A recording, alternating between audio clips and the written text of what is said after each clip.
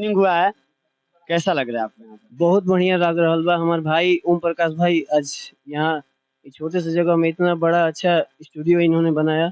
बहुत ही अच्छा लग रहा है। सब लोग भाई मिलके यहाँ पे मेहनत करेंगे आदमी, और वो सब उनका सपोर्ट रहेगा तो बहुत सारा आदमी प्रोजेक्ट करेगा और बहुत सारा प्यार मिलेगा पब्लिक का, और बहुत आगे तक आदमी जाएगा।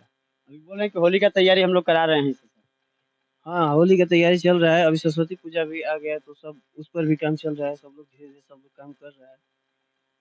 चलिए बहुत बढ़िया, ये नया स्टूडियो खुला है तो यहाँ पर सिंगर आएँगे, गाना गाएँगे, उसके बाद तो उनको पता चलेगा काम कैसा हो रहा है। सभी भाई से रिक्वेस्ट बा कि एक बार आई और हमारे भाई के स्टूडियो में विजिट करी और एक बार चांस दी, देखी कैसन मतलब काम हो रहल बा यहाँ पे। आशा ना पूरा विश्वास बा कि यहाँ पे बहुत अच्छा काम होई, और आप सब एक बार जुड़ के देखी एकदम। अरे भैया अभी आप आइए। यहाँ पे ये स्टूडियो पे आप लोग आए हैं इतना ठंडा के मौसम में। भाई ठंडा तो हमें बा, लेकिन भाई के मान ली कि स्टूडियो के उद्घाटन बा तो ओकरा में बहुत बहुत जरूरी बा।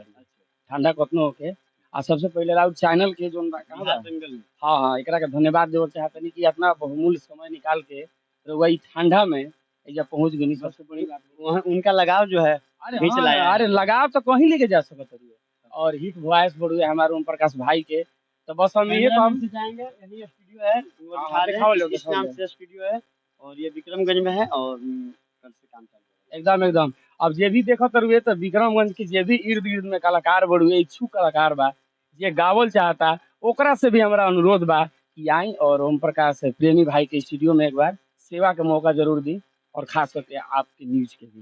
भैया बोल रहे हैं कि अभी जो भी कलाकार आएंगे मेरे तरफ से ऑडियो और वीडियो फ्री में। अच्छा वो फ्री वाला बहुत बहुत सुंदर ऑफर बढ़ुए। हमें बहुत अच्छा लगा। अरे ई चीज तो हमरो अच्छा लागत रुए। ना। आ जे कलाकार आई ओकरो बढ़िया लागी। फ्री के चीज तो कहीं आदमी झुक जाए के बा। फ्री की चीज में तो भीड़ो हो जाला ना ज्यादा। ना ना तो ओकरा में देखे के बानू कि वो कलाकार के भी परखे के बड़ुए। ज्यादा ही कह रहे हैं फ्री तो यहाँ पे भीड़ हो जाएगा, बताइए कैसे कराएंगे। अरे गवाएंगे ना, आप ही ना बोले कि प्यार जो ऐसा चीज होता है कि प्यार कहीं से कहीं खींच के लेके जा सकता है। हाँ अरे चलिए चलिए चलिए, भैया ने बोला कि यहाँ पे सब कुछ मतलब जो भी कलाकार आएंगे यहाँ पे ऑडियो वीडियो काम हम कराएंगे अपने माध्यम से।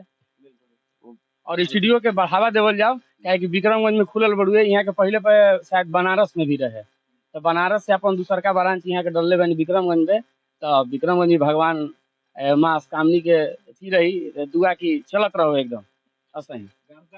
आप देख रहे हैं बिहार दंगल न्यूज 24।